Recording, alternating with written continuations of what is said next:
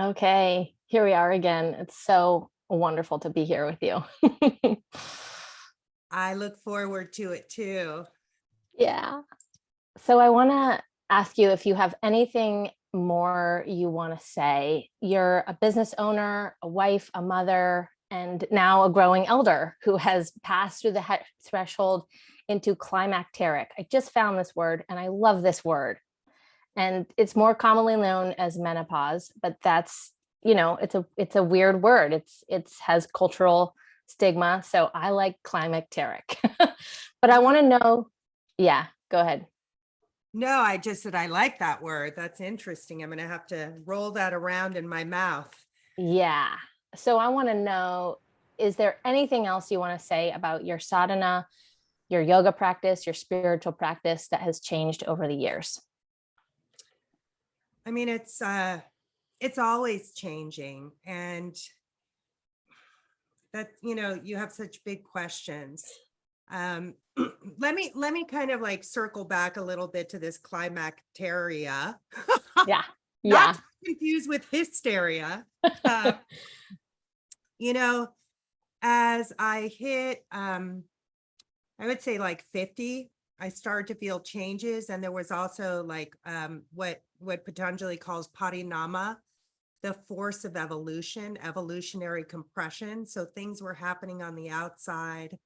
We had the largest flood recorded in our nation's history happen in Honolulu. It was devastating. My landlord had raised the rent um, 50% in 2 years. It was like Honolulu was turning into Beverly Hills. It was just, becoming untenable. And all of these things were pressurizing me. Um, but it was right on time. Of course, it's not just on the outside, but it's on the inside. And I started having these waves, or these rushes, and they were so strong and so intense. And I recognized, okay, so I'm starting to shift physiologically and go into this new phase of my personhood, coming out of the phase of dropping an egg, building a lining, and then either going through the sloughing off of that lining with the menses, or gestating a baby, birthing the baby, nursing the baby, raising the baby, and all of the energy of that. And as that starts to wane, there's this huge influx that happens, because it's like, oh, I get it. It's the apana, which takes care of the menstruation, the lactation, and the childbirth. It kind of stops. So you have all of this energy building. And I thought, my God, this is Kundalini awakening. And every woman has this opportunity where men try so hard, in the yogic tradition. I remember doing what was it called? Shakti Pralana, where we would take Padmasana and we would do Bastrika, like this strong forced exhalation, and then a Antara Kumbhaka, an inhaled retention, and then lift ourselves up and pound our Muladharas, our root chakras on the floor, and try to like awaken Kundalini from her slumber. That this is an opportunity that happens for every woman. And I just thought, my God, I'm so grateful that I've had all of this yogic training, and I've, worked with plant medicine so that I can explore how to move this super potent form of Shakti and navigate the change. I mean, the animal of your body is changing, which is, of course, what we're doing in yoga. Yoga is using the practices, and that, this state of paranormal consciousness is really a physiological shift that occurs. But it was very, very intense. And I've also read that actually a woman comes into her power at that point, because of all that energy that she was hemorrhaging outwards becomes a reservoir. So it was really interesting, looking back and seeing the different phases of my life and seeing how practice has shifted. And a lot of that was what was available to me. And then, as I mentioned, how, being in the accident and being hit by that car, I needed to get out of pain in my body, physical pain. It was like already the psychic pain had motivated me, but being able to get out of that physical pain. And then Baba Haridas, he was saying to the younger students, go study this vinyasa. And that was really during the brahmacharya phase, which is kind of like the sunrise phase. So you're in your 20s, you're in your late teens, you're in your 20s. And this is a time where you are really learning how to work with that energy. I mean, think about the hormonal changes that you're going through. So they say traditional yoga sadhana should start around your teens. And in our culture, where there's this burgeoning sexuality that's arising, and there's this, the media is pushing like your value as being the gradient of your sexuality. What we're learning to do with yoga is how to brahmacharya, how to actually develop your relationship with this creative force and this source. So it was a really great time for me. And it was also, it was wonderful because it was athletic. It was challenging. I had so much energy. I was, that would bounce me off the walls. And it was finally something that calmed me down. So that was really appropriate. And then also in the Ashtanga Vinyasa system, according to Pattabhi Jois, he had, there's much discussion around this. Apparently Krishnamacharya, he liked to change it up every day to keep the students curious. And then I from what I understand, when he gave Pattabhi Jois permission to teach, he said, okay, you teach this series. Let's keep it simple. So it was a prescribed series of asana. And it was wonderful because there were poses you were good at and liked and poses you didn't like. And yet you were committed to the whole thing. In a lot of ways, you didn't have to think about it.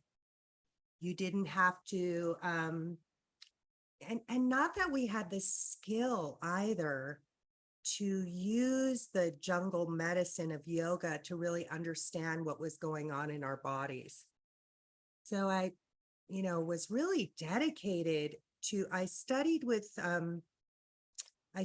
and I practiced that practice for at least 15 years. So it wasn't like a casual relationship. And it was really wonderful in a lot of ways. And yet also, you do the same thing over and over again, and it can start to break you down. So I had to get creative within the system and implement some more Iyengar understanding. But I didn't really gravitate towards Iyengar yoga because it didn't, like, pranayama was a separate experience from the asana. And so, it's just laid in through the Yoga Sutras that the pranayama is actually the function of asana is the practice of pranayama, which is much more than breathing. So things started breaking down on me, and I was teaching it, and I was noticing that, all the forward bending in our culture, which is a flexion-based society, we're always leaning forward and holding our apparatus, etc. That there was a high incidence of sacroiliac imbalances, and I was having them too. That, coupled with the fact that I was trying to get pregnant, and as I mentioned, I was just so lean and so sinewy and muscly that I knew that I had to become more Kaphic. I had to put on more weight. then there were, it's just amazing to see how when something's shifting, it shows up on all levels. So that was happening. I was distraught over the behavior of Patabi Joyce and what was going on. Those are, that's a deep rabbit hole, which many people are familiar with.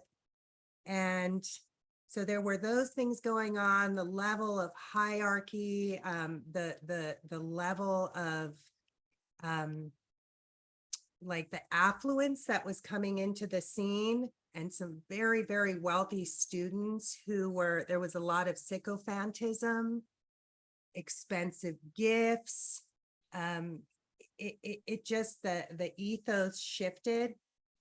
And the bottom line for me ultimately at that point was I was hosting Patabi Joyce on Island, and I think I was hosting like 150 people. It was a big deal. It was amazing because it really stretched my nervous system, hosting all these people. And if you've ever hosted Indians, it's like the daughter, the sister, the husband, the wife, the children, the brothers, so it's a huge group, and vegetarian cooking pans, and like the amount of sugar you have to deliver to their door, and ghee, and the trips to Walmart to look at luggage, and it was awesome. But he was making a significant amount of money, which I was totally happy with, and his daughter had like an abscess tooth or something, and she was in excruciating pain. And he said that and he was making over $10,000, $15,000. This was 20 years ago. It was a lot of money. He just said, no, dentists are too expensive here. You wait till we get back to India. And they had weeks left on their trip. And I was just so, and his daughter, who has completely dedicated his life to him, cooking, helping, everything, he wasn't willing to put down the money. And if you've ever had tooth pain, I don't know, I was just so brokenhearted. So a bunch of us students put our money together and, helped her get the medical treatment she needed. And I was just like, God, like this, my heart is broken. Like what's happening here? So listen, I can be an idiot and an asshole at times. And, that's not unique to anybody. I had no misgivings that Patabi Joyce was some kind of high guru. He was a great asana teacher. I also learned to say no, thank you, which was a really big deal. It was a wonderful opportunity for people to discover their own boundaries. I created boundaries, healthy boundaries with him, and he respected me for that. And,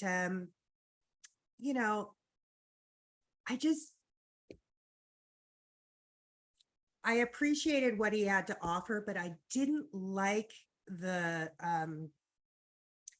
culture that was evolving around within the system, and I didn't want to be a part of it.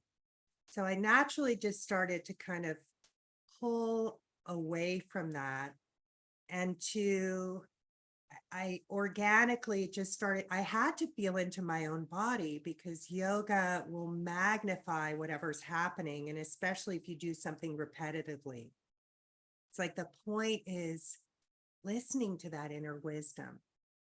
So I had the discipline. I had a pretty good lexicon of asanas that I could pull from. And then it was time for me really to develop like more self-care. Now, I'd always done restorative yoga. I had gotten turned on to some of Paul Greeley's work long ago. So it was kind of a yin yoga, restorative yoga. I used more bolsters and things like that. And I also used to share gratis, kind of like a black market restorative yoga class in Mysore, because these people needed it, I mean, you needed it with that kind of practice. So I always had that practice. I always had my pranayama practice, which I was really dedicated to. And that's something I had gotten from Baba Haridas, where Patabi Joyce was like, you had to do this insanely athletic advanced series, which very few people could ever do, before he would allow you to learn pranayama. And then it was very intense, like 100 breaths, 100 counts retention. So, I had this nice pranayama practice that I was doing. And my practice just kind of continued to evolve. Rama certainly came in, and with the lens of the Yoga Sutras, then I was able to get more clear that yoga is a customizable experience. So then organically, and I had my baby quite late. I had him right around when just before I turned 45. Right around then, I started to shift more towards the pranayama aspect. And Krishnamacharya, who's my teacher's teacher, he said around that age is when you focus more on pranayama, because you have a house, you have a livelihood, you have a child. It's about conserving the prana. Or in brahmacharya, you have an abundance of energy that you don't know how to direct. So it's more asana based. Then it becomes more pranayama based, and it's about, it's about really navigating your own psychology and developing a healthy culture within your family. So even my asana practice became much more prana based. And I remember studying with Baba Haridas really early on, and they said, they gave us like this unbelievably comprehensive program of pranayama practices for like 2 lifetimes. And you cannot even believe the things they shared.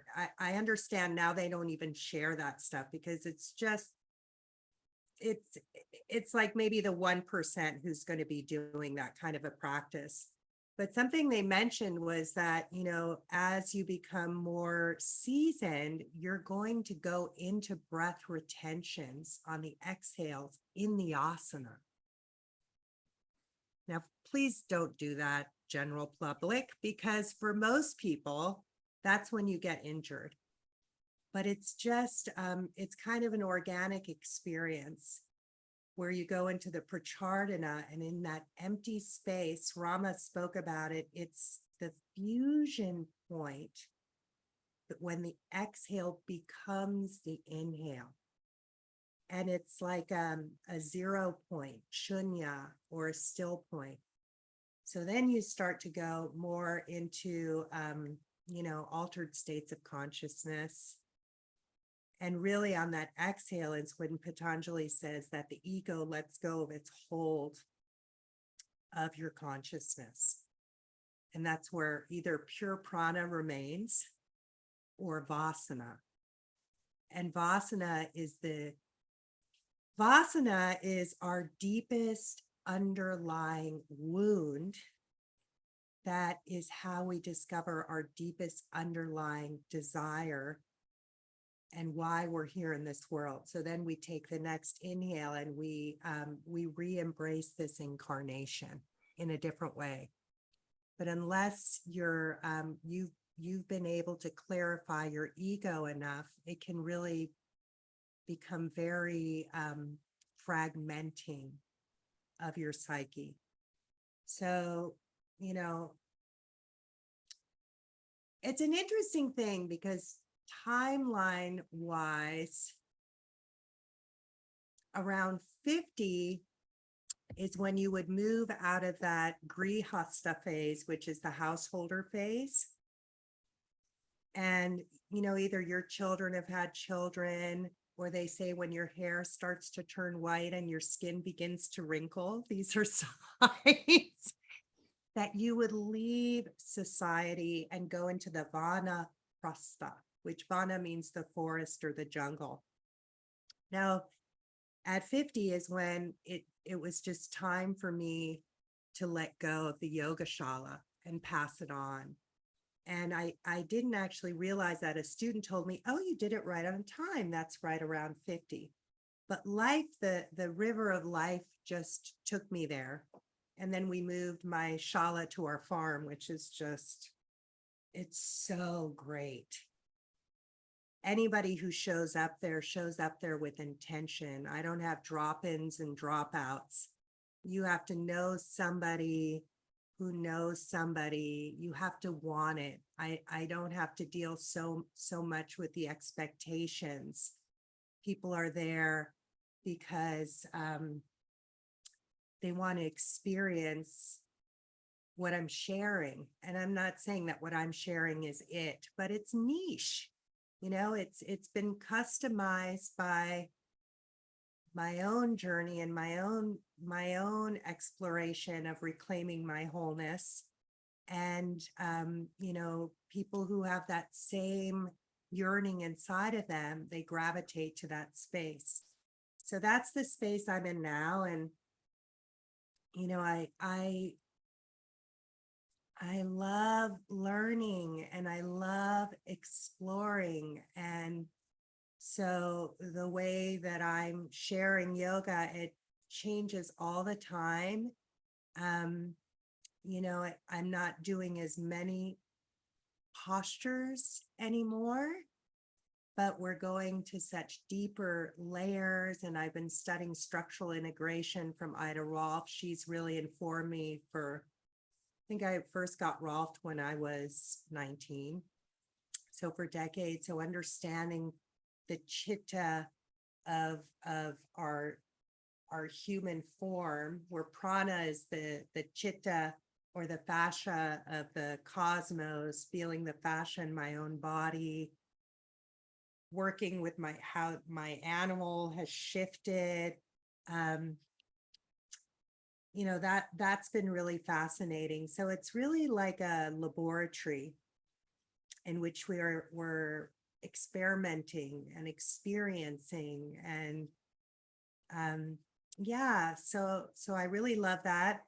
And then I do go back, you know, very much the anchor for me, or kind of like, you know, is that the standing sequence, Surya Namaskara. I'll circle back to that and embrace it again because it's, you know, it's a panacea. And particularly around menopause and perimenopause, it's important for women to move and to sweat.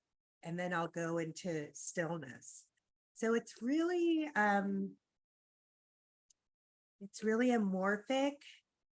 It's, you know, I've shared this before, in a world of constant change, one thing we can rely on is the steadiness of our practice. Where I used to be completely religious about it and waking up at 2 a.m. so that I could do my high holy practice and then teaching, and then became disconnected from my husband's rhythm and life rhythm. I saw that, like, I had to make a choice. Was I going to be a wife? Was I going to be in the world? Was I going to be a mother? And then to know that there will be a time, as I remember Rama sharing, she had a conversation with Mr. Iyengar, and she said, you know, how do you know when you're done teaching? And he said, when you go to class and students show up, you can say, thank God I have students to teach. And then when you're teaching and no one shows up, you can say, thank God I have no one more to teach. But honestly, you know, the beauty of not having a yoga shala, which then became an industry, you know, and part of that with the brick and mortar thing was the pressure of the financial aspect. I mean, I was the first studio, so it was never a money thing, but then the rent became so absurd. It was a huge consideration, was that I didn't have to be churning it out anymore.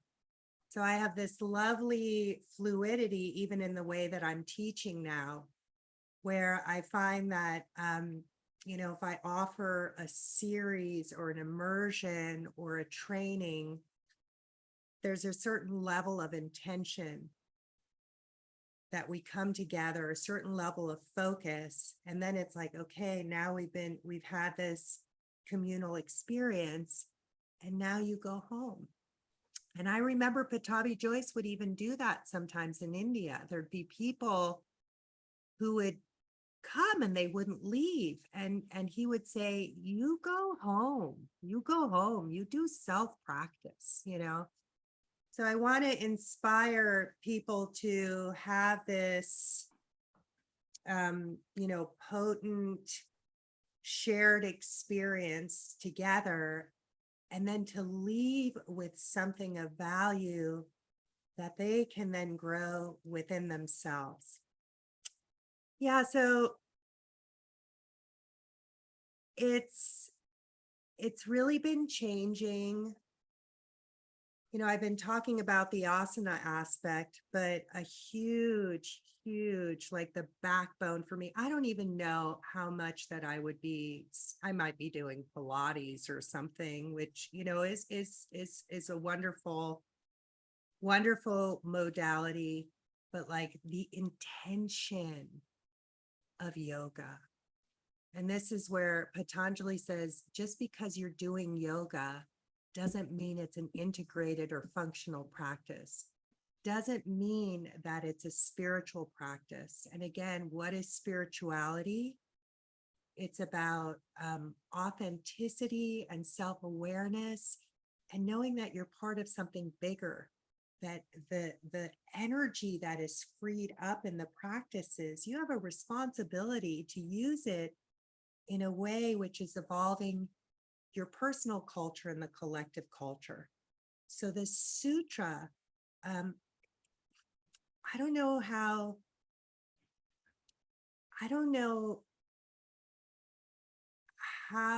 you can have an integrated practice, honestly, without really taking the sutra to heart, and realize that, Patanjali was offering a multidisciplinary system. So it included psychotherapy. It included, study of the metaphysical teachings. It includes the practice, and it includes dance. That we also just need to move from joy, instead of like, is my arm fully extended and my bicep and tricep working in tandem? So that aspect of moving joyfully, all of these things we need together. Otherwise, as Patanjali says, we're missing the point. And I've had a lot of wonderful teachers who are really skilled in sharing the asanas. And then what the asanas do is they peel you back and they unravel you. And they might throw, some simple esoteric truth, but you really don't have much guidance on your own. And it can be very destabilizing, so finding the sutras and returning to the breath, and the way that Rama was teaching, which was so breath focused, about moving into the back body and learning how to transform trauma back into prana, and then coming into philanthropy. And you don't have to have money to be philanthropic, but it's like it is about service and the exchange of energy and that sharing of energy. So I think it was Venkateshananda who said that yoga is the conscious generation of the energy of love. And love is relationship. So having those relationships, I don't know when it'll be time for me to completely withdraw. Right now, I'm so enjoying the caliber the caliber of people who are coming my way, and whether they're already seasoned practitioners or whether they're just, haven't even really been initiated, there's a certain caliber of soul that is being, magnetized together in the field that we're holding. The sense of communion that's happening, the sharing, the wisdom that's coming up, I'm learning so much. I'm just really filled with the experience. As much as I would love to just spend the entire day, breathing into my spine and exploring the mudras of the asanas, the real tapas is coming home and cooking dinner and doing the dishes, and then there's also joy in that. And I spend a significant amount of time exploring the sutras, the online sutra mentorship has been the most incredible opportunity, because I've been teaching for 28 years. So there's people all over the world, and coming to Kauai was really challenging. And now we can go online and connect, and the screen is not a problem. I was kind of thinking about that the other day, how they say in the story of Patanjali becoming a teacher, that his one condition was that he would have a screen. And I thought, oh my gosh, the screen is back.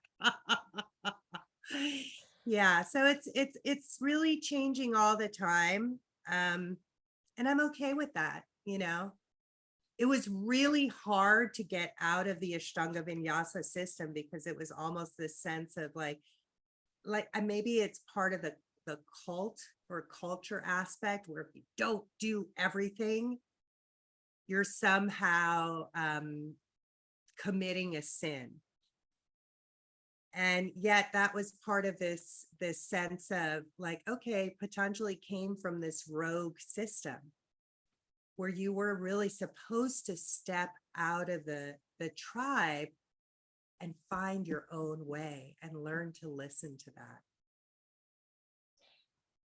Just to clarify, you said that you taught a restorative class in Mysore. I did. I mean, I wouldn't say it was a class, and I was sharing restorative yoga.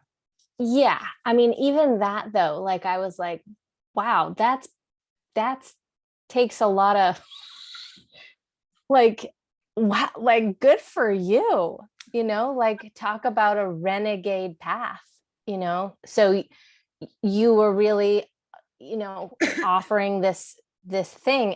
And you said this great phrase, you said yoga as a customizable experience, because I mean, I love yoga because of the intentionality, but I also find that sometimes, in the past, I would say before I met you, like I was really afraid to pull in all of these different, my dance training and my martial art training, as well as yoga and like all these different things. But it makes so much sense now.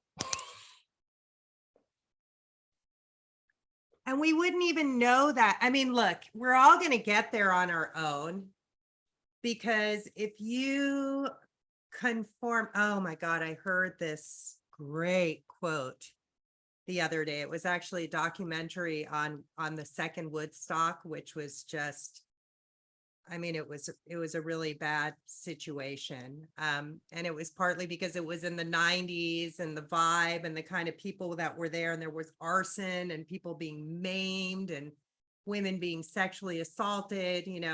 It was really intense, and it just started to get out of control. And one of the gentlemen who was there and was reflecting back on it, and he said, when you follow the herd, you become an animal. You no longer have personal sovereignty. You're no longer self-supporting, self-realized, and realize that self is with a capital S. And when it's right for you, it gives permission and authenticates that everybody has their own unique way. And when you even look at Krishnamacharya and the way that his teachings evolved, and they did evolve, okay, they really did. He would spend time with people one-on-one. And first, if you went to the Krishnamacharya Mandiram in Chennai, you would meet with an Ayurvedic doctor. And they would check your doshas. And the first thing that was prescribed was a mantra. So they were working on energetics and working on focus. And then it was a customized practice to that individual. Even in the lore of Patanjali, right? He came in as, before he incarnated as human, in his avatar as human, he was Adishesha, the 1,000-headed serpent. So, that's the joy of teaching or of living, is our ability to appreciate the Vishesha Purusha, the unique peculiarities and of each individual, and to affirm their uniqueness, and also to see that things are always changing. But yeah, I guess I didn't really realize what a rogue move I was making in Mysore. And honestly, I was kind of a rogue in Mysore. Like, you weren't supposed to use any kind of props, but I figured out how to fold my Mysore carpet so that I would have a little bit of lift in Sarvangasana when the stance was, 3 feet only. And when I stood up, Patabi Joyce came to about my shoulder, as did his son Sharat, and I had longer legs and it wasn't working for me. So I was extending my stance. I was doing things in a different way because the conformity of the system was disintegrating me. And yoga is about integration. So if the way that it's being presented, I think they appreciated that I was committed, I was devoted, and I was taking care of myself. So they kind of let it slide, and even I didn't feel like I was breaking the rules in Mysore. Like Patabi Joyce would even say things like, don't run, don't ride bicycles, don't do anything. It'll be bad for your yoga practice. It's like, come on, I just had the need in myself. If I was going to put my leg behind my head every day, I had to do other things in my practice so that I could just walk to the market. And I saw that need and just kind of invited a few people. But I guess it was kind of a rogue move. Yeah. And brave, and to know what you needed too. I mean, that's huge and very empowering, in the student role, but also for myself in the teacher role, to really, encourage people to take these practices on. And we have to practice in order to then be able to experiment. And I mean, I just look at, it's not true for all of them, but many of the senior teachers that were under Patabi Joyce, they've all had to diversify.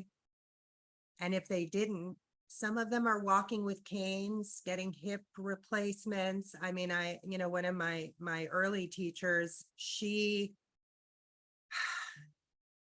so compromised her body that she couldn't do that practice anymore. And then rather than exploring another form of practice because she couldn't do that particular practice, she just stopped doing asana altogether.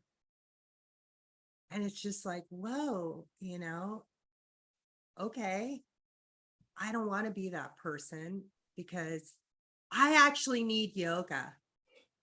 I know I've shared this with you, and I shared it in my book. It was one of those light bulb moments. It was many years ago. Has to be at least 15 years ago. I was teaching in Half Moon Bay, and this woman pulled me aside and she said, I would love you to meet my Sanskrit teacher.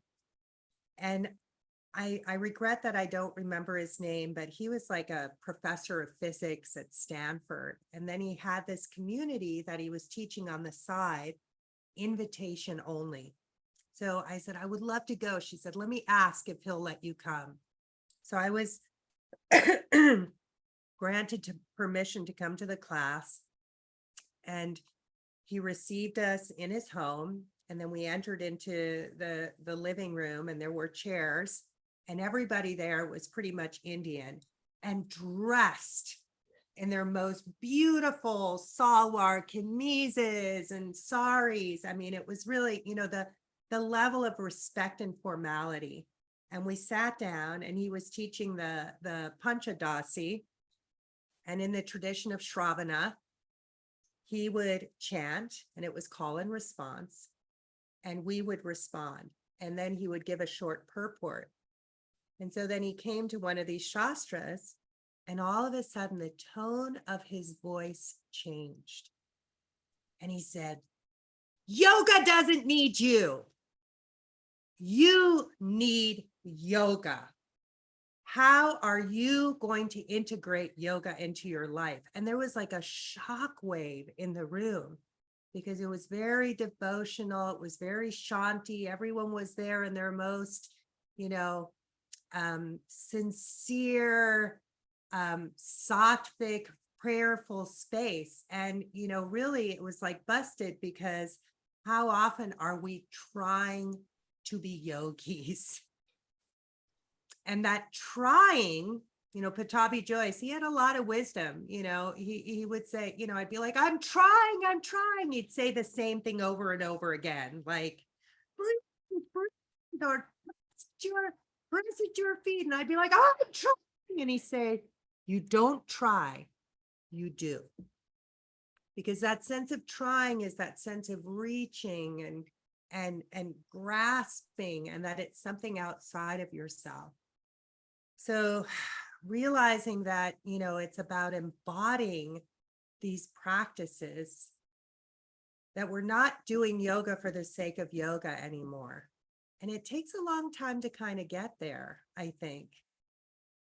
The sutra map it out so beautifully, because we miss the point and we get hooked at certain areas, and we'll kind of plateau, or will become discouraged, or we get puffed up in our egos. And sometimes the way that the ego gets exaggerated is a feeling of shortcoming. It's mapped out in the antaraya. And really, when you look at the translations, it defines them as obstacles, but really they're par for the course, and they're rites of passage. So it's like you hit a wall, and then something has to shift. And that shift is in your bhava, your internal feeling and attitude. And what am I really doing here? Yoga is undoing. What am I reaching for? Atha yoga anushasanam. I already have everything I need. I just need to own it, and I need to cultivate it and culture it. Thank you. So 2 more questions that I want to have today. One is, if someone was interested in learning more about the pranayama practices and going deeper with breath, where would one start? Where do I start?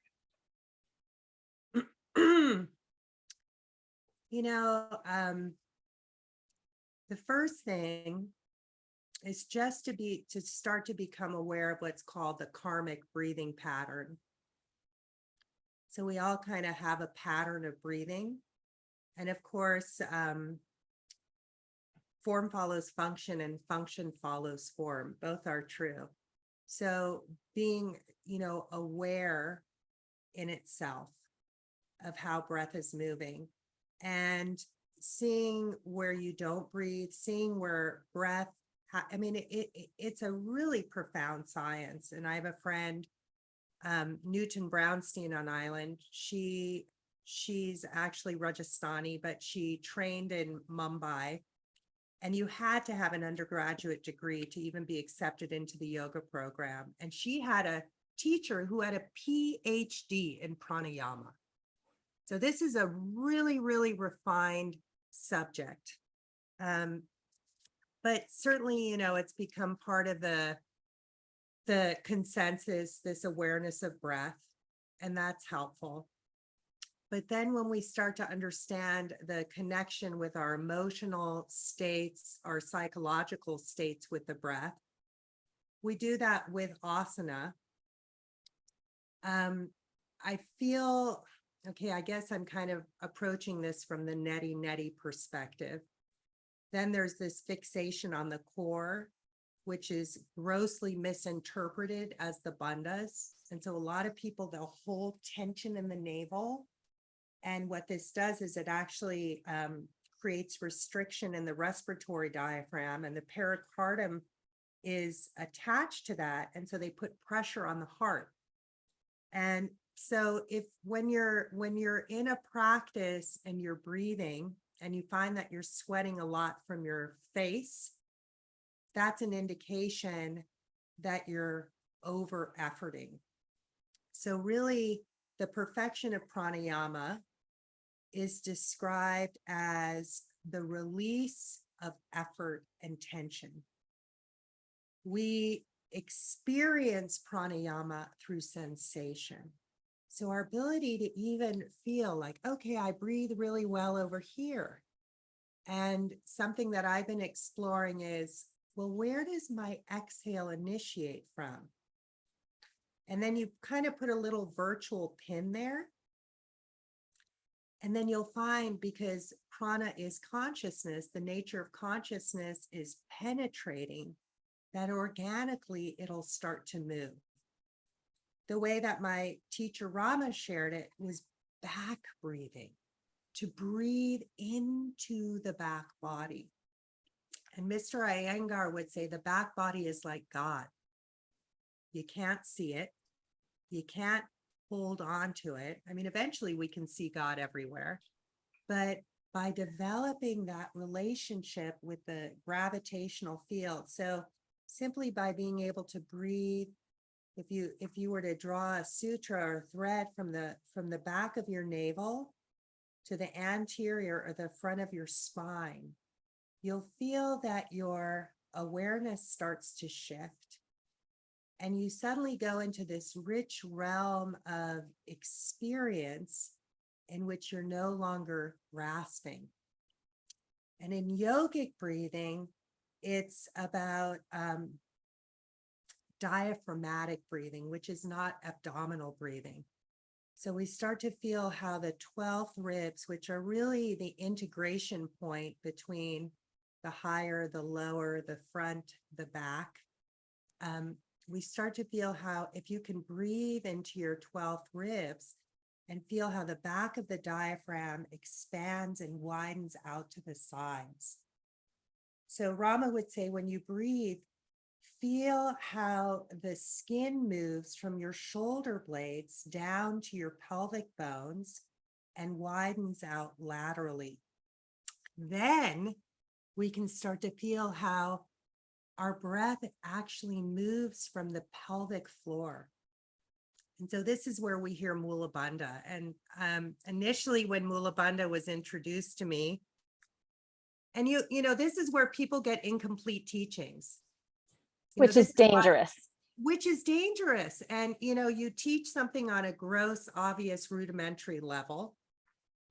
And, the student learns at that, and then they develop the capacity for nuance. So people study with someone for a little bit of time, and then maybe they get stuck on something that was said and it doesn't evolve. So the way that, it's hilarious, actually, the way that it was introduced was, imagine you've eaten a burrito and now you're in an elevator and you have to pass gas. You have to break wind and you don't want to. So then you're walking around and clenching your anal sphincter. And you can see there's people doing that and they're totally anally retentive.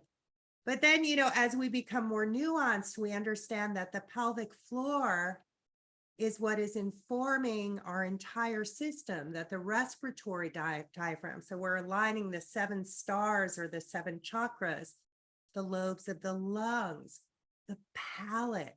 The palate is a mystical portal that sits right, when we're aligned in the gravitational field, our pelvic floor and the palate are responding to each other. And directly above the palate is where you access the hypothalamus, which is the master gland that the yogis were deeply interested in. So really the yogis use the asana to access the endocrine system in order to cultivate shamanic states of divya drishti, which is of penetrating insight, in which revelations would arise from within. So that's really like now my new love affair. I've been polyamorous as far as my love affair with God. I've gone through Krishna phases and Buddha phases and the Christian mysticism and, Judaic mysticism and Taoism and Sufism. I feel like, God just has so many forms. For me, I'll become fascinated with, like I probably spent 4 years on my 4th toe. And I was like, oh my God, my 4th toe, And then it was my collarbones. And then there was the year of the anterior serratus. And now I am just so fascinated by the pelvic floor, which, by the way, back in the day, like in the 70s and the 80s and the 90s, we were told never to meditate on the lower chakras. And it was interesting to see, because it was this, like, the new age was this like tidal wave of spiritual bypassing. And it wasn't what's wrong, but it's just that we're all the time kind of going to deeper layers. The problem is when we get stuck there. And that's when we become dogmatic in our approach. How come? Why not meditate on the lower chakra? Oh God, because how come? How come? Maybe because it would awaken your sexuality. Oh my God, that would be a terrible thing. Even though let's look at yogic lore, and sacred sex is actually a viable form of awakening consciousness. How might that change our culture and society if we recognize the sacredness of sex? Things might start to unravel, right?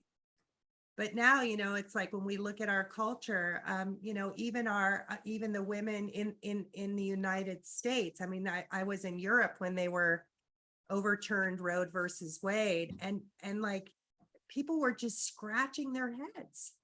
What is going on in the United States, right? Again, we're not always seeing the full arc. So sometimes we do have to take a step backwards in order to move forwards. But I just find it so, it's become such a sutra for me. And there is a sutra on that. Te prati prasava heya sukshmaha you think you got it figured out, you better check again, because there's so many layers of subtlety. And it doesn't mean that you're doing something wrong. Isn't it wonderful that there's always something that you're missing? That's when we step into the mystery. And when you embrace that mystery, it begins to unfold for you. Oh my God, I'm getting chicken skin. Then there's another sutra, which speaks about, for somebody who's awake, they learn to live with that missingness and love it. We're someone who is still conditioned and still, it's like there's the people who are looking for love on the outside, and there's the people who find love within themselves. So the ones who are still grasping, for that sense of self and self-awakening, self-actualization from the outside, they don't really understand what they're doing. They don't understand why they're doing it. They don't understand what the world can offer. They don't understand what the world can't offer. And so they're stuck in that karmic chakra. There really isn't, they're still enmeshed in the web. And in the sutras, it says the yogi becomes as sensitive as an eyeball. So it's like all of these veils, it's like a cobweb, a spider's web on your eyes. And they're just constantly peeling it back. And they've learned that their wholeness isn't going to be, it will be actualized in the world, but it's something that we find within ourselves. And I mean, that was just so comforting for me to realize that yearning was like the return response of my own wholeness. And that, yeah, because there is something missing in the world, it's an opportunity for me to offer from my own wholeness.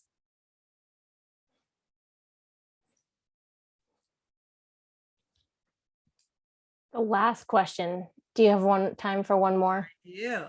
Great, because I've been dying to ask you this question since our first session together. Die no more. Oh my God. So in one of our previous interviews, you mentioned the title of Rama Jyoti Vernon's conference when she came to Kauai, which was Women of Vision and Action, training the next generation of leaders to shift the collective consciousness. And I'm struck by this title for 3 reasons. First, vision and action. That sounds like yoga to me without actually saying the word yoga. So I really appreciate that. And I like the way this title feels in my bones. Second, I feel as though the title is speaking directly to me because I'm part of this next generation. And I feel very included. So it's inspiring. It feels like it's calling me in a way. And third, there's I sense that this is what you're already doing in your yoga trainings. And I want to know from you, and what would you say? How are you training the next generation of leaders to shift the collective consciousness?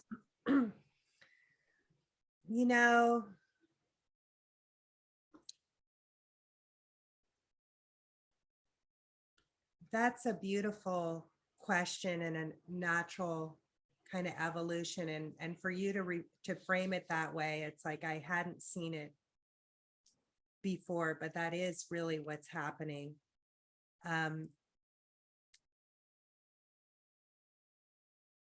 The teacher empowers the student, and the student empowers the teacher.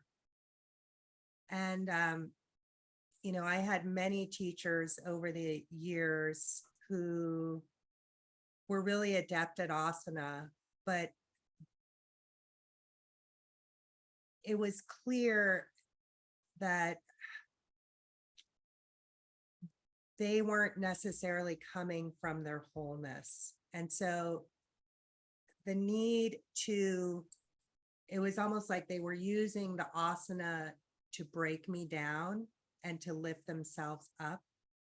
And part of that was my own karmic journey in finding mutually supportive and reciprocal kind of relationships. And I love being a student. I have no problem lifting somebody up, but I don't need to be the doormat either. So in my journey of reclaiming my wholeness, which, you know, everybody needs psychotherapy. And if you think you don't, you definitely do. It's like spiritual bypassing. We all do it. It's just, we can't see what we can't see. So in that process, and really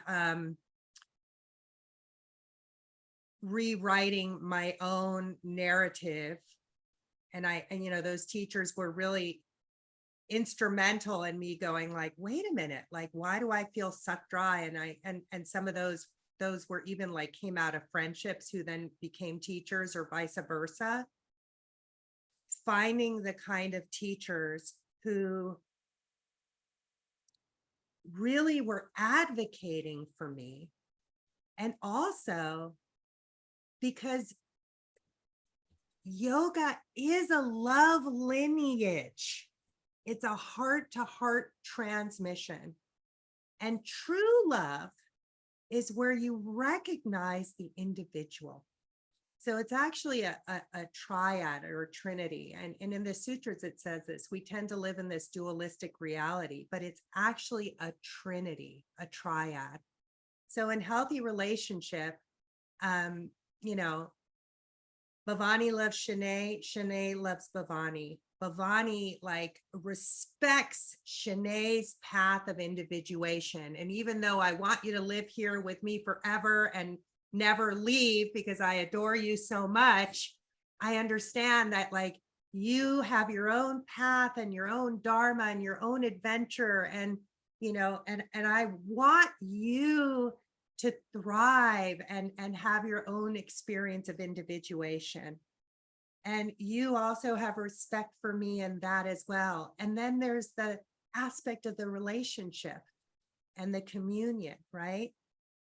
And I remember Rama saying to me once, and I mean, it was just so big. And she said, she looked at me and she said, Bhavani, now I know I can die because you're going to carry this sutra teachings forward. And it's so important. And I was like, oh my God. And of course, I didn't want her to die because I wanted to hold on to her.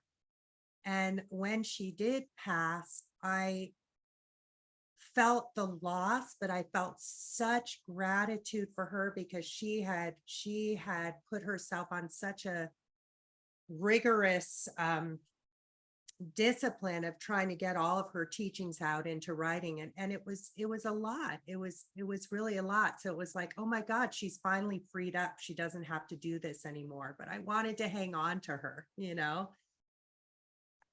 So really, when it's not about us, and we spoke about this in our last sharing, it's the spirit of yoga that's at the center. It's the spirit of the wisdom that where yoga is helping us to source from source. And those teachings are a conduit, and the teacher student, the sutra connect the teachings, the teacher and the student with source. So it's this completion of the sacred circle. And so really, as you know, someone who, I mean, I'm a student, but my students call me teacher.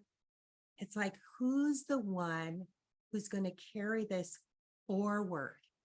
And not the way that I'm doing it, but they're going to breathe new life into it.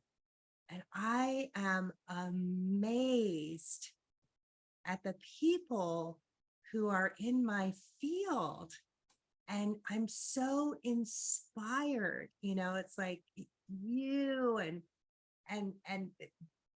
there's others, there's others too, but like, I mean, there's no one like you. And I am just like in awe at your energy, your inspiration, your yearning, the like passion with which you're teasing apart, like, well, what does this mean for me? And finding your own unique and authentic and peculiar way of carrying this forward, because yoga is a science and it is an art and it's evolving. So, the way that I have taught has shifted so much, because as I'm coming more into my wholeness, and I actually feel my wholeness. Sometimes it comes out a little fragmented or whatever, but I know my own wholeness. And that just takes time. We have to own it for ourselves. We have to step into it. It's not about me. And I see how you have the capacity, and I'm inspired, and I want to be like, stand on my shoulders, like, here you go, don't walk, no one's walking all over me, but we lift each other up.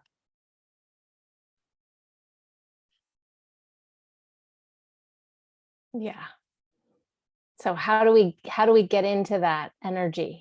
People, listening to our conversation, and people are like, yeah, I want that. Get me in there. Where does someone start? I think it's a teaching from, it's one of the fakirs or rishis of Islam, who said it's important to know what to study, what not to study, when to study, when not to study, who to study with, and who not to study with. When I was invited to teach at Wanderlust, and really it was very interesting for me, because I've always just been an independent. I had my own yoga shala. I taught for a little while at the local gym, which was really fun, because people who would, I got to turn people on to yoga, and oh my God, they were turned on, but that was the only time that I had a boss. So pretty much I just always shared what I felt like I need. No one was going to fire me, because I was in charge. And I remember going to Wanderlust and just feeling this sense of, wanting to fulfill my function there. I'm stepping into this forum. They have a certain expectation. And it was all of these really slick, beautiful, Insta famous kind of teachers. And I was kind of the elder there, which was funny, because I was only just 50.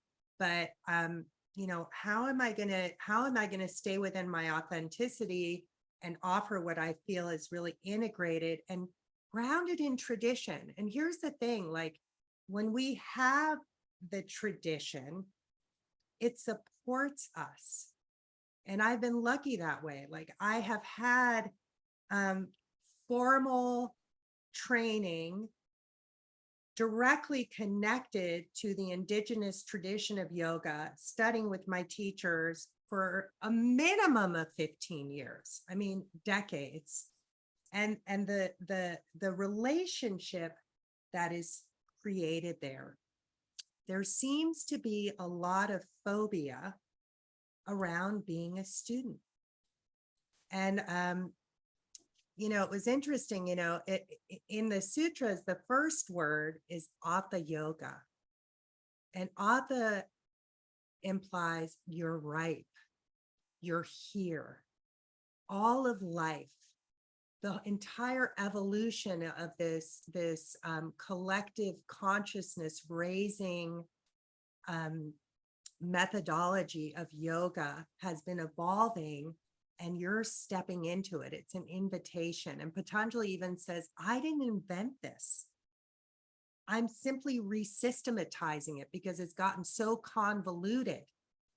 And, would you like to do this? Would you like, everyone is invited, but who is really going to step into this path of finding your own authentic way, which the world needs more free thinkers. It needs, this sense of coming, and I got this from a podcast you shared. It's like we come in as animals. How do we become more humane? If we're following herd mentality, we're going to act like animals. And I see this with the yoga thing. And so Atha is like, here, this is being extended to you. Are you willing to accept the invitation? And that's something we have to do over and over again. Now, there's all these layers in between, because the sutra is a heart-to-heart transmission in which the prana comes through, the stories that my teachers received from their teachers, like the lore, the trials, the travails, the challenges, the victories, the breakthroughs that are shared, that are authenticated through people living and walking the talk. That's an acharya, someone who really has walked the path. That's how it's transmitted. So when you read between the lines, Atha means you've arrived. You get to start again. You get to you are being initiated into this sacred enclave. Anatta is a misfortunate who doesn't have access to that kind of a teacher or those teachings. And they're basically, they're in the jungle and they don't have a compass. They don't have guidance. So when I was at this festival at Wonderlist, and I thought, okay, I'm going to look up at the faculty and see who's here. And I was scrolling, it was all paperless and online. And I'm scrolling through all the teachers and the big literati, the big, crowd pleasing teacher. I looked him up, and he was the only one who cited his teachers. He was the only one. And he said he had studied with Shandor Remete, who is like, he's a rascal. He's a very intense, comes from the Iyengar tradition. And then I think he kind of diverged and found his own ways. And anyway, he's very intense. And so I went to his class, and that was an interesting experience. I was like, where are we going? Like, is there a point to this class? It just kind of went on and on, but it was interesting. And I did learn something in the class. He had us in Padahastasana, where you're standing on your hands in a forward bend. And he said, and now you're doing a handstand. So that was the thing that I learned in his class. Was a funny joke. And I went to him afterwards and I said, wow, you're a student of Shandor Remete? I said, he's like hardcore. And he said, yes, I did a weekend workshop with him once. And I was like, oh my God. So then when I started speaking to some of the, the younger generation, I learned that they regarded working with a teacher as not something to pursue, that they wanted to find their own way.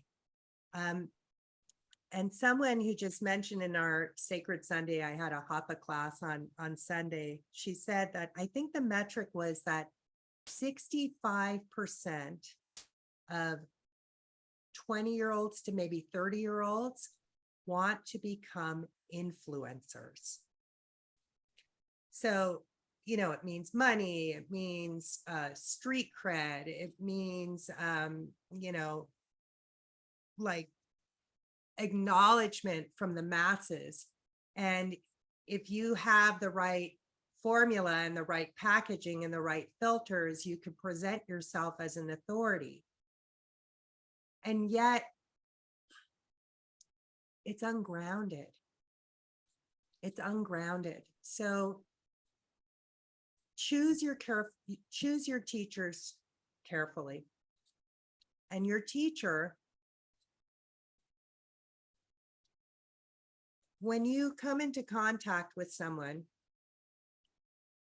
who feels like they're going to be your teacher, it's because they're holding a piece inside of themselves that you want to awaken in yourself. And then we need to look at them in the larger context. How do they comport themselves? Do they have this need for hierarchy?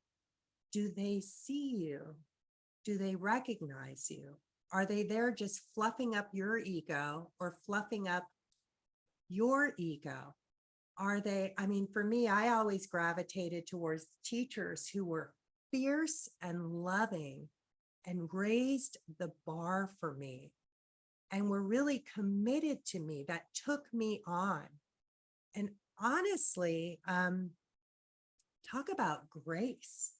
That's the Hatha yoga, is finding a teacher who will take you on and that you're going to take on, and who has been a student in their own right. So when we look at ancient Greek tradition, you have the god Hermes, who symbolizes Mercury. You know, he has wings on his helmet and wings on his shoes.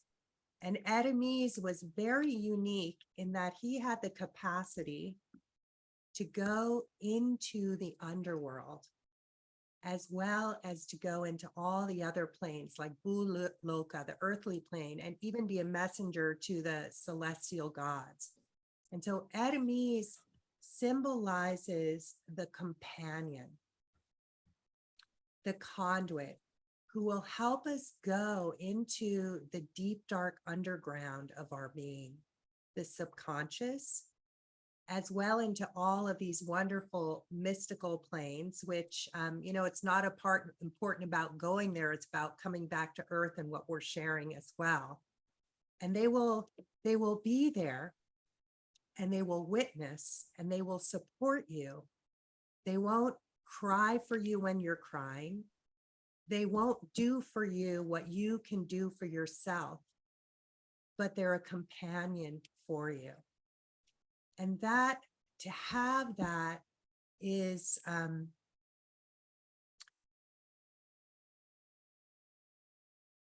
such a blessing in this life. So if you find a teacher, you have to ask yourself, would I be willing to commit to study with this teacher for a minimum of 7 years? And honestly, 10 years. But because everyone is so damn busy being so damn important, how about 2 years? Is this teacher's teachings, are they involved? Are they invested? Are they evolving? Are they passionate? Do they recognize that I am even here? Do they even see me? So relationship is really like the fire of love that brings into validity. Otherwise, all of yoga and all the teachings, they're just trite. So it's that relationship and that commitment and that love that is the activator, because let's circle back. Yoga is the conscious generation of a loving vibration. And love is not just limited to the human emotion. Love is described as being bandhu, the connecting force that initiates, sustains, and resolves all of creation. It's not based on contingency. Humans base love on contingency. So when we have that kind of a relationship, we're able to access the prana, the inspiration, the teachings, and the insights from our ancestral lineage of the yogic tradition. So yeah, having a teacher is a tremendous gift. And, you know, choose wisely. It's a marriage, and be willing to commit yourself. And, even though, like my teacher, Patabi Joyce, he was far from perfect. He had a piece for me. And could I hold that in perspective? And same thing with my husband. Like he's not perfect, and yet he's committed, and there's a commitment to that growth and that evolution. And so there's shifts that happen in the relationship, and we understand the shortcomings, we understand the humanity, but we also understand that impulse within us, which is to grow in our capacity for loving. Yes, thank you. Okay, we'll end there for today and more to come. Thank you, Shanae. So much love to you, and aloha. Aloha.